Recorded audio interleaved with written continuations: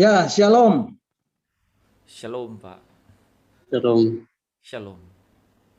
Ya, selamat malam Bapak Ibu yang hadir dalam Zoom meeting pada malam hari ini dan juga teman-teman yang sedang mendengarkan dan mengikutinya lewat live stream melalui Facebook atau melalui YouTube. Selamat malam. Jumpa lagi bersama saya Stefanus Liwijaya di dalam renungan-renungan arti kehadiran Tuhan. Bapak Ibu, kiranya damai sejahtera dari Allah Bapa, Tuhan Yesus dan Roh Kudus selalu beserta dengan Bapak Ibu sekarang dan sampai selama-lamanya. Bapak Ibu, ini adalah satu kasih karunia yang Tuhan masih berikan kepada saya untuk saya boleh menyampaikan kebenaran daripada firman Tuhan, apa yang menjadi isi hati Tuhan buat Bapak Ibu, Saudara semuanya. Dan ini juga yang menjadi kerinduan saya untuk boleh menjadi berkat buat Bapak Ibu semuanya. Nah, Bapak Ibu, malam hari ini kita juga akan mendengarkan firman Tuhan yang merupakan satu fondasi dan tujuan Tuhan, yaitu untuk kita boleh masuk ke dalam gerbangnya, yaitu dengan ucapan syukur. Dan ini adalah menjadi sesuatu yang fondasi yang sangat mendasar sekali untuk kita boleh masuk ke dalam hadirat Tuhan. Nah, Bapak Ibu, ketika kita masuk ke dalam hadirat Tuhan, maka kita bisa menyembah Tuhan. Dan itu bisa kita lakukan ketika kita berada di hadirat Tuhan. Nah, Bapak Ibu, senang sekali malam hari ini kita boleh berjumpa kembali di dalam Zoom meeting ini. Dan Bapak Ibu, saya percaya hadirat Tuhan begitu kuat malam hari ini. Hadirat Tuhan, kehadirannya, hadirnya Tuhan boleh kita rasakan saat ini secara luar biasa. Dan saya percaya bukan saja di tempat saya, tetapi saya juga percaya di tempat di mana Bapak Ibu berada saat ini. Karena hadirat Tuhan tidak bisa dibatasi oleh dimensi. Dan hadirat Tuhan bekerja secara supranatural, Bapak Ibu. Nah, Bapak Ibu, saya percaya kita juga rindu untuk boleh mendengarkan bagian-bagian firman Tuhan yang akan saya bagikan dan akan saya sampaikan buat kita semuanya. Supaya kita semakin hari semakin bertumbuh dan semakin hari semakin mengenal akan Tuhan dan pribadinya. Dan iman kita semakin hari semakin dikuatkan. Dan tidak stagnan lagi, tidak biasa-biasa lagi, tetapi semakin hari semakin bertumbuh.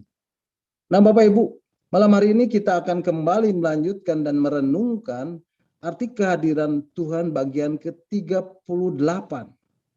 Dan Bapak Ibu bisa mendengarkan kembali renungan-renungan arti kehadiran Tuhan yang sudah saya sampaikan dan saya bagikan dari bagian 1 sampai ke-37 yang sudah Pak Hen share melalui link Facebook atau link YouTube, melalui WhatsApp @discipleship@zoom. Nah, Bapak Ibu, malam hari ini kita akan melanjutkan dan merenungkan kembali bagian-bagian firman Tuhan tentang arti kehadiran Tuhan bagian ke-38. Dan malam hari ini saya beri tema Enter His Gate. Bapak Ibu siap diberkati malam hari ini? Berapa banyak yang siap diberkati? Boleh lambaikan tangan. Haleluya, puji Tuhan.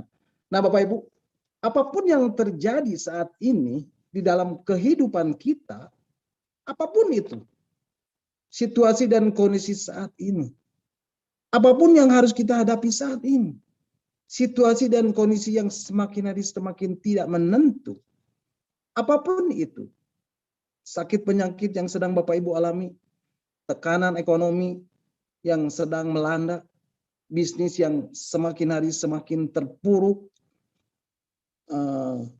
usaha yang semakin hari semakin sulit, banyak yang mengalami PHK, sulit mencari pekerjaan, pendapatan yang menurun, mungkin keuangan kita hanya cukup tinggal 1 bulan lagi kan adanya wabah pandemi COVID-19 ini. Tapi percayalah,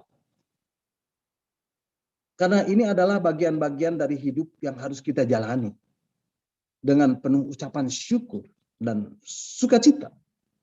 Dan kita percaya bahwa tidak ada bagian-bagian dalam hidup ini yang tidak memiliki maksud dan tujuan yang mulia.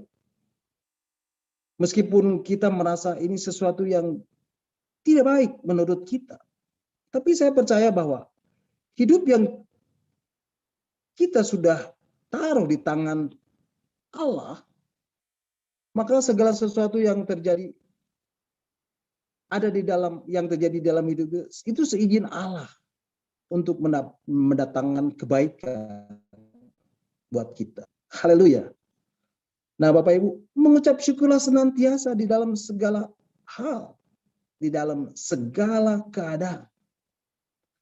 Bapak Ibu, mengapa kita harus mengucap syukur? Mengapa kita harus bersyukur? Karena mengucap syukur adalah sesuatu yang dikehendaki oleh Allah. Mari Bapak Ibu kita akan membacanya di dalam surat 1 Tesalonika pasal yang ke-5 ayat yang ke-18. Surat 1 Tesalonika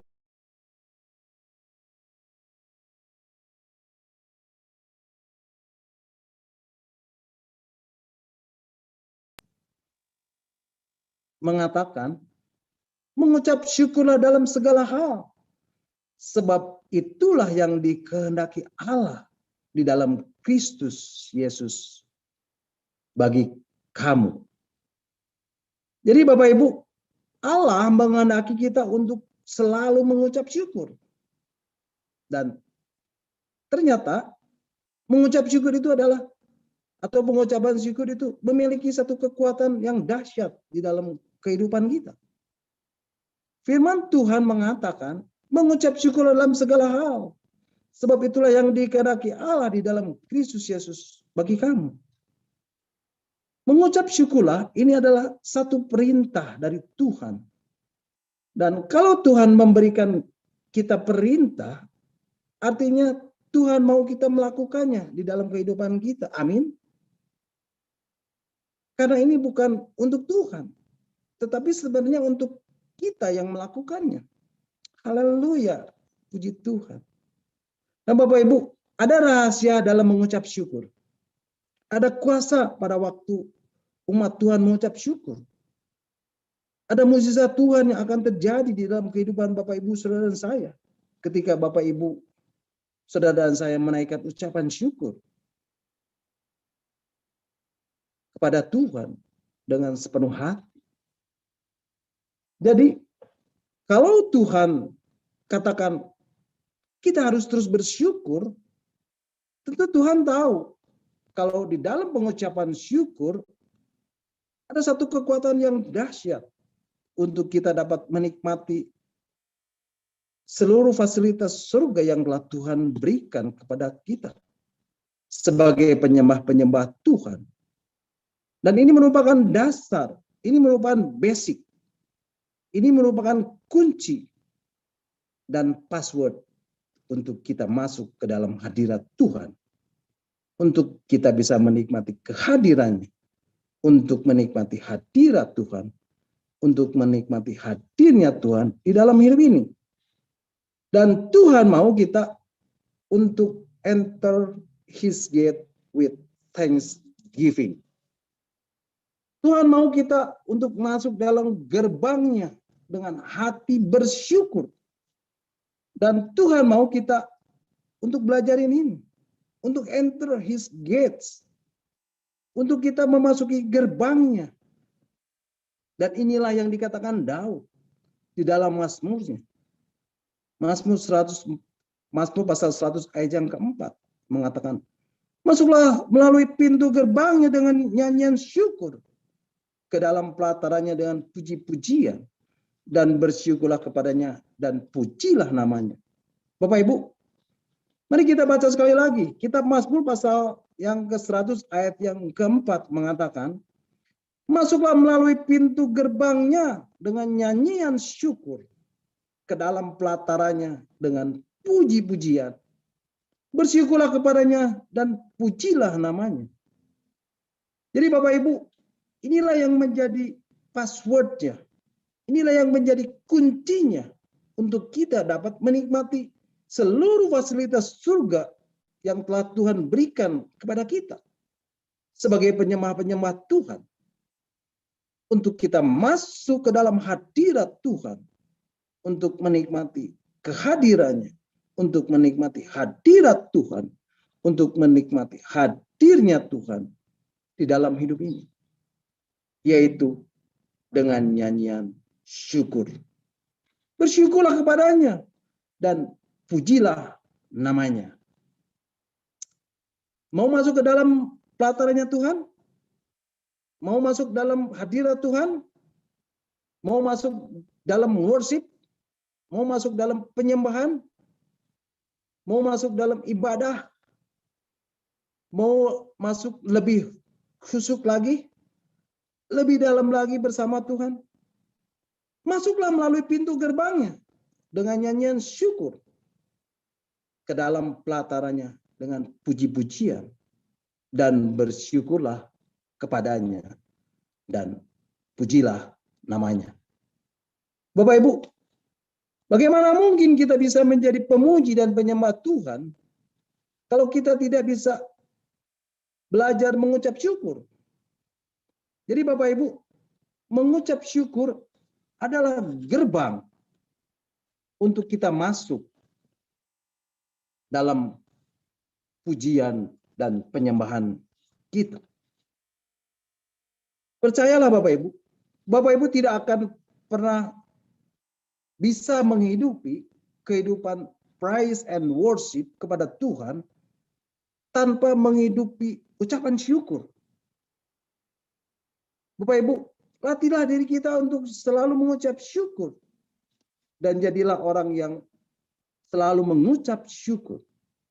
Niscaya Bapak Ibu akan menjadi orang-orang yang memiliki gaya hidup sebagai pemuji dan penyembah Tuhan. Bapak Ibu, sebutkan bagaimana caranya Bapak Ibu bisa memuji dan menyembah Tuhan tanpa mengucap syukur. Nggak bisa Bapak Ibu. Dan Daud mendapatkan pewahyuan ini dari Tuhan. Dan Daud tulis di dalam Mazmurnya Bapak Ibu. Bapak Ibu, ada lagu yang mengatakan, ku masuki gerbangnya dengan apa Bapak Ibu? Dengan hati bersyukur. Halamannya dengan apa? Dengan pujian. Nah Bapak Ibu, itulah kuncinya untuk kita masuk ke dalam hadirat Tuhan dan menikmati kehadirannya, menikmati hadirnya Tuhan di dalam hidup ini. Amin. Nah Bapak Ibu, di zaman Musa kita semua tahu di dalam tabernakelnya Musa itu terdapat yang namanya pelataran, halaman, ruang kudus, dan ruang maha kudus. Nah, Pak Hen mungkin bisa tampilkan gambar tabernakel Musa ini. Nah, ini adalah gambar tabernakel Musa, di mana tabernakel Musa ini berada di tengah-tengah kemah daripada umat Israel. Dan di dalam tabernakel Musa ini, maka kita bisa melihat apa yang disebut pelataran, halaman, ruang kudus, dan ruang maha kudus. Mungkin ada yang satu lagi, Pak Hen, gambar yang ada detailnya. Gambar yang kedua. Ya, Bapak Ibu kita akan lihat. Nah, ini Bapak Ibu yang disebut namanya pelataran. Nah, mungkin Pak En bisa tunjukkan itu namanya pelataran. Nah, itu halaman Pak En. Ya. Nah, ya itu halaman. Nah, kemudian yang masuk lagi ke ruangan yang lebih dalam lagi itu adalah ruang kudus dan ruang maha kudus. Nah, jadi inilah tabernakel Musa. Jadi ada 4 bagian yang namanya pelataran, Yang pertama, kemudian halaman, kemudian ada ruang kudus dan ruang maha kudus. Nah, tetapi di zaman Daud membuat sebuah kemah yang disebut Pondok Daud untuk meletakkan tabut perjanjian Tuhan. Nah, ini adalah gambar Pondok Daud di mana tabut perjanjian Tuhan diletakkan. Dan dikatakan, firman Tuhan mengatakan, aku rindu dengan apa yang terjadi pada Pondok Daud ini. Mungkin lain kali kita akan membahasnya lebih dalam lagi. Nah, setelah Pondok Daud, kemudian berkembang. Pondok Daud ini berkembang menjadi tabernakel Daud.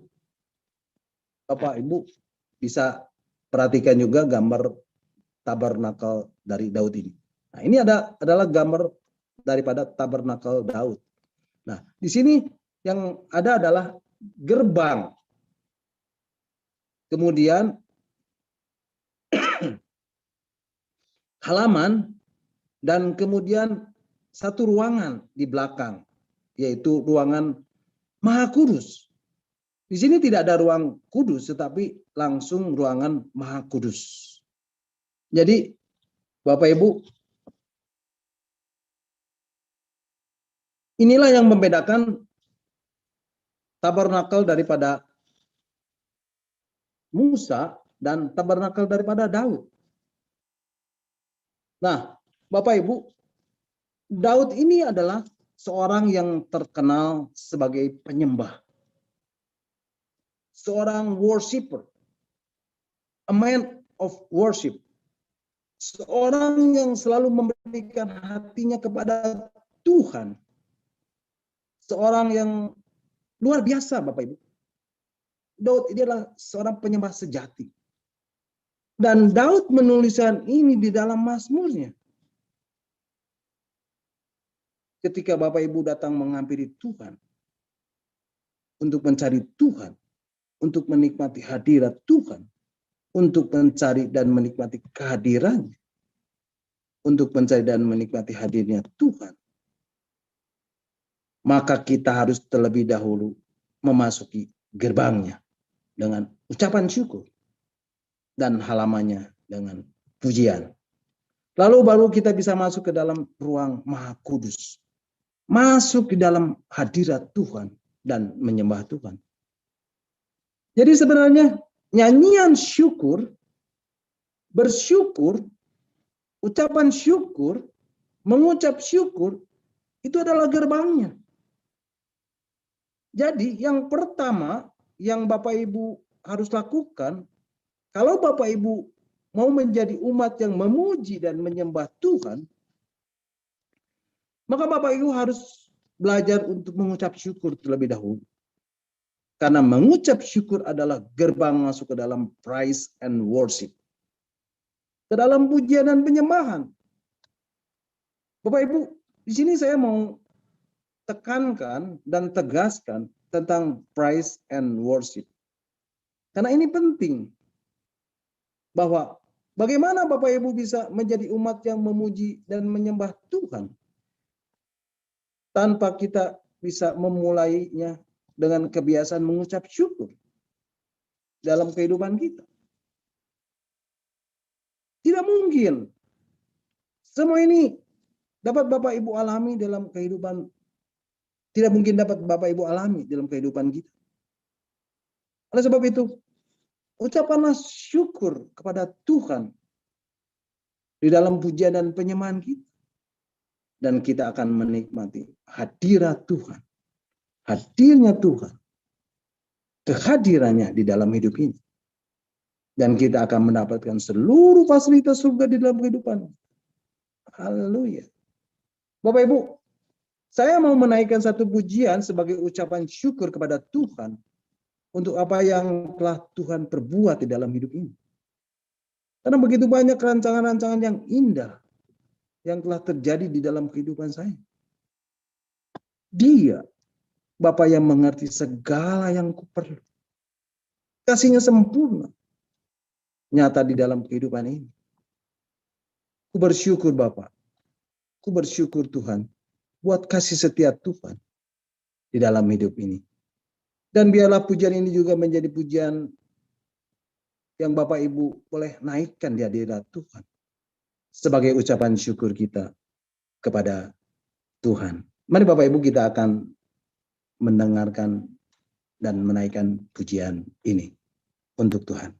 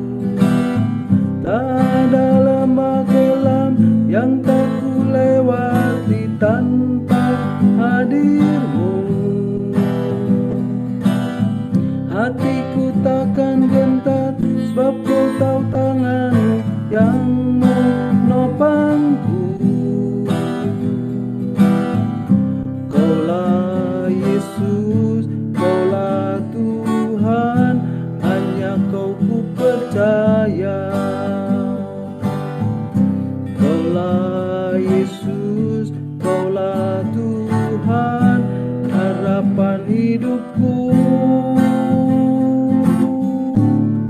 Ku bersyukur Bapa, ku bersyukur Tuhan, buat kasih setiamu di dalam hidupku. Ku bersyukur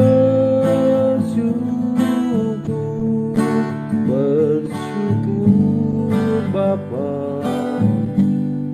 ku bersyukur Tuhan, buat kasih setiamu di dalam hidupku.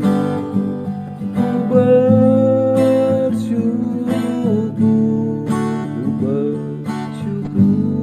Bapa, ku bersyukur Tuhan, buat kasih setiamu di dalam hidupku. Ku bersyukur Bapa, ku bersyukur Tuhan, buat kasih setiamu di dalam hidupku. Ku bersyukur Tuhan.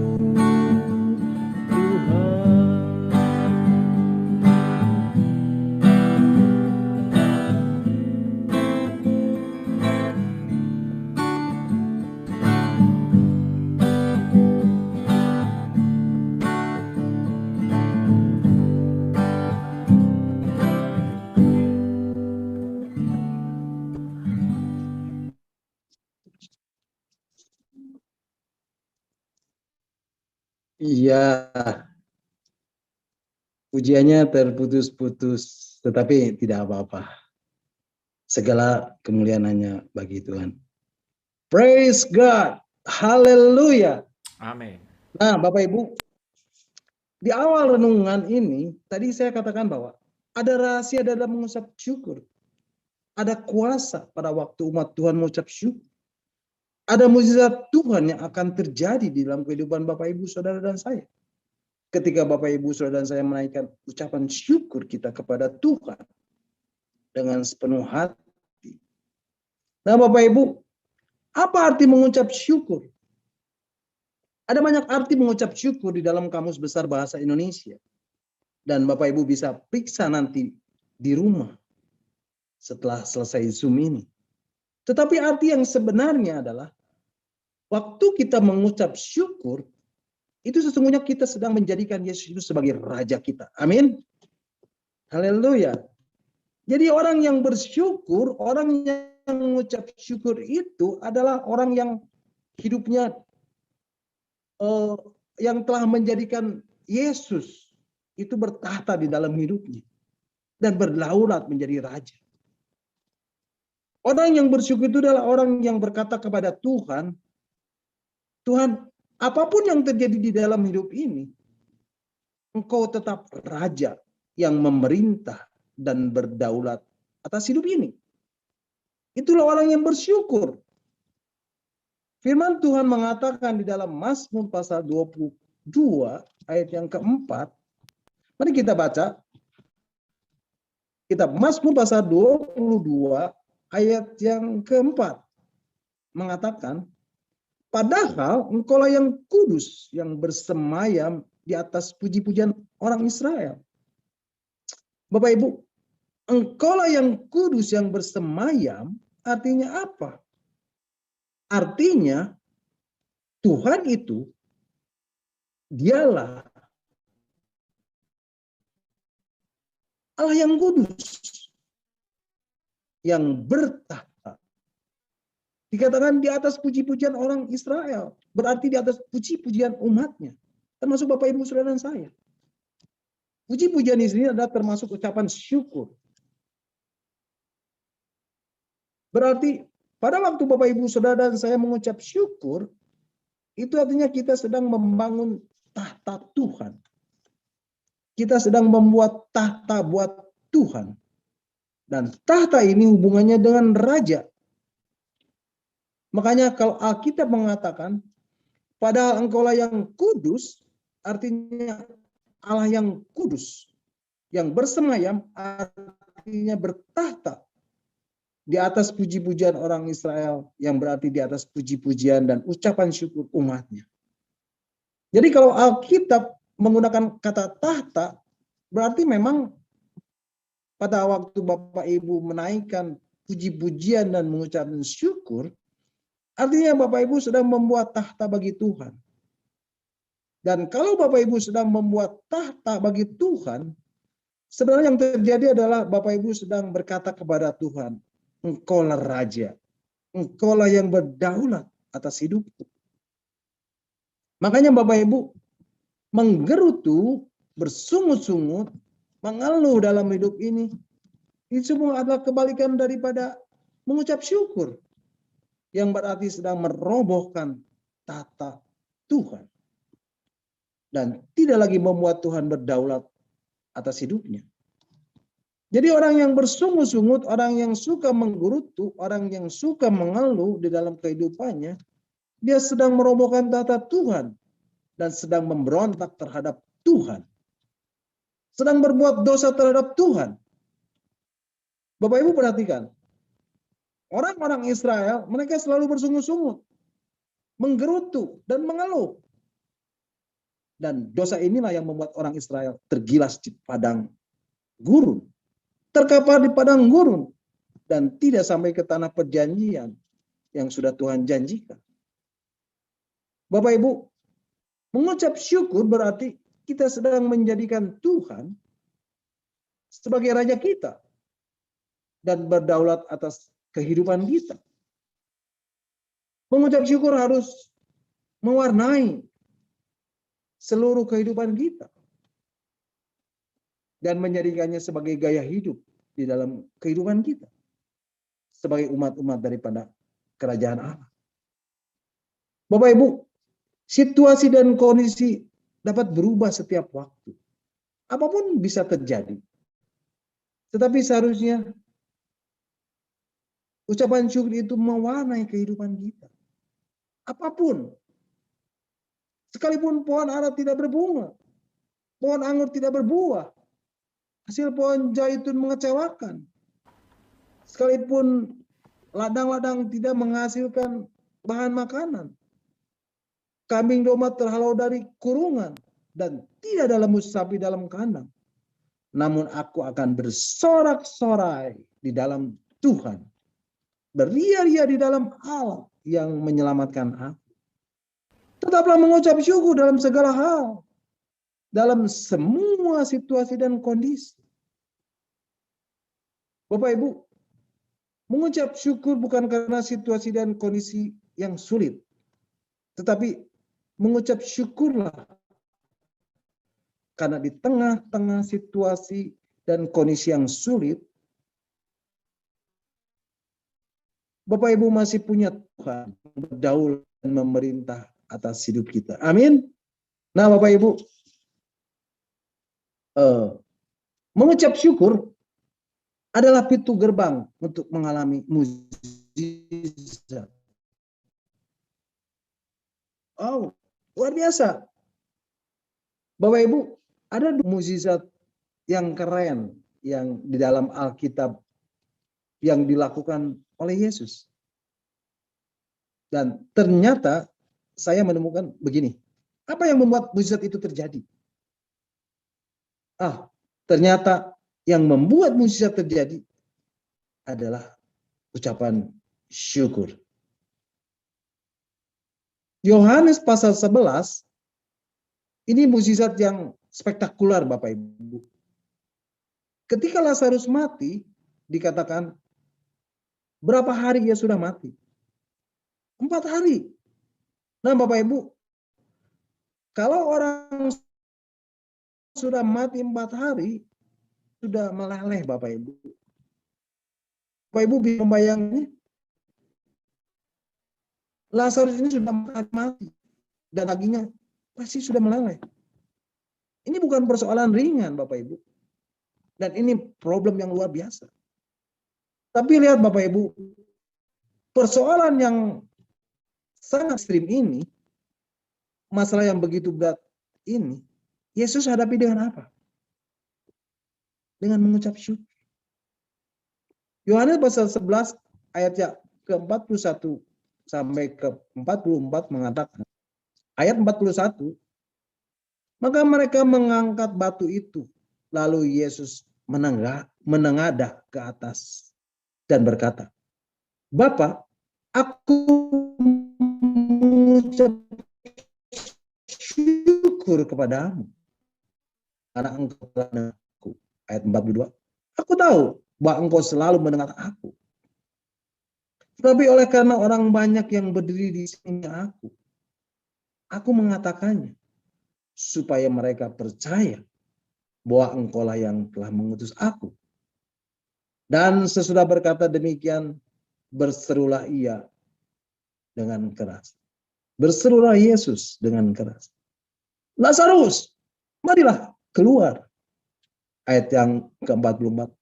Orang yang lama itu datang keluar.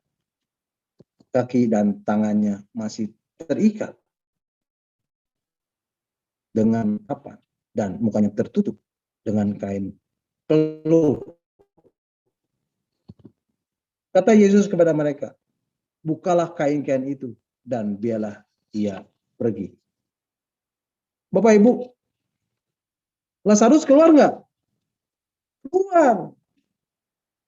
Bapak Ibu, keren, dahsyat, luar biasa, spektakuler bukan? Tiba-tiba kain kapan yang melilit tubuh Lazarus itu terbuka dan Lazarus keluar. Dan semua orang melihatnya takjub, Bapak Ibu. Bapak Ibu, saya mau tanya, peristiwa yang dahsyat itu, mukjizat yang spektakuler itu, Yesus buat apa? Yang Yesus lakukan itu apa? Satu-satunya aktivitas rohani yang Yesus lakukan sampai terjadinya mukjizat adalah cuma mengucap syukur. Itu yang saya bilang bahwa mengucap syukur adalah pintu gerbang terjadinya mukjizat dan terobosan-terobosan yang dahsyat. Nah, selanjutnya Bapak Ibu, dan ini yang terakhir, kita akan membacanya di dalam Injil Yohanes pasal yang ke-6. Bapak Ibu, di dalam Injil Yohanes pasal yang dikatakan, Yesus memberi makan 5.000 orang. Sebenarnya lebih, Bapak Ibu. Karena dikatakan 5.000 orang laki-laki. Itu belum termasuk ada istri-istri mereka dan anak-anak mereka yang ikut. Berbondong-bondong mengikut Yesus. Karena mereka mau melihat mukjizat-mukjizat penyembuhan yang dilakukan Yesus terhadap orang-orang sakit. Dan ketika Yesus memandang sekelilingnya dan melihat bahwa orang banyak berbondong-bondong datang kepadanya, berkatalah Yesus kepada Filipus, di mana kita akan membeli roti supaya mereka ini dapat makan. Tetapi apa jawab Filipus? Apa jawab Filipus, Bapak Ibu? Roti seharga 200 dinar mana cukup untuk mereka ini? Sekalipun masing-masing mendapat sepotong kecil saja. Kemudian Bapak Ibu, apa yang dikatakan Andreas?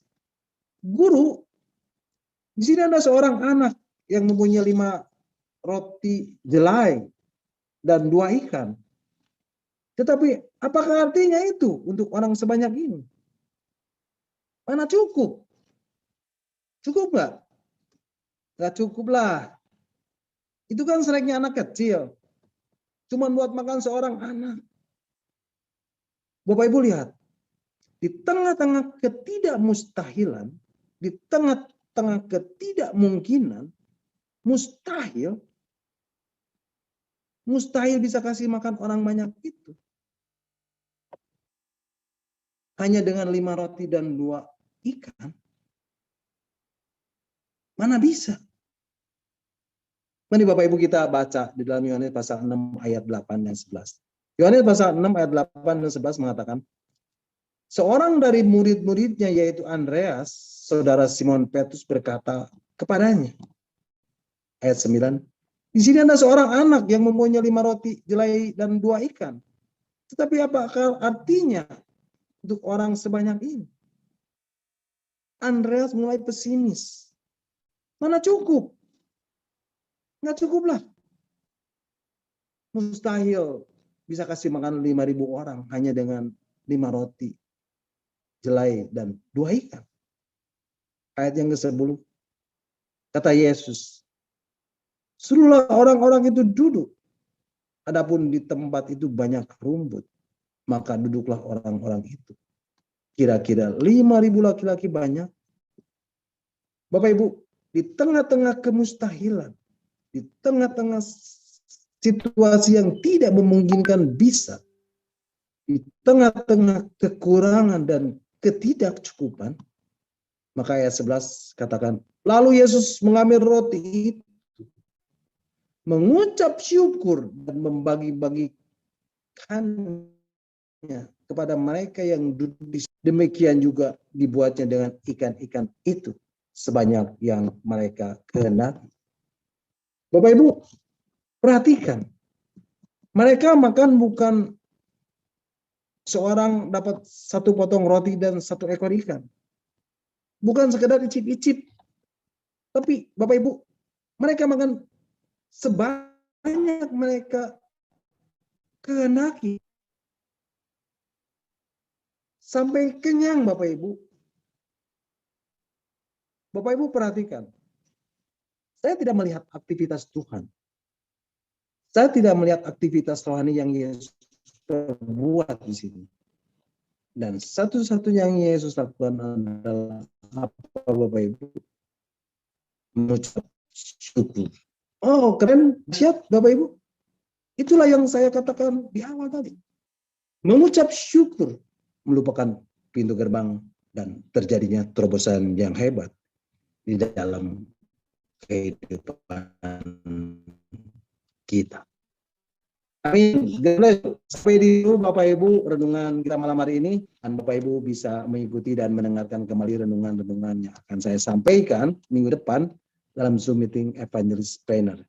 Nah silakan Bapak Ibu kalau ada yang mau menambahkan atau ada yang mau bertanya, nanti Pak Hen yang akan menjawabnya. Amin. Tuhan Yesus memberkati. Puji Tuhan. Mari Bapak Ibu kita akan kembali mengucap syukur buat renungan yang sudah saya sampaikan dan kita akan berdoa.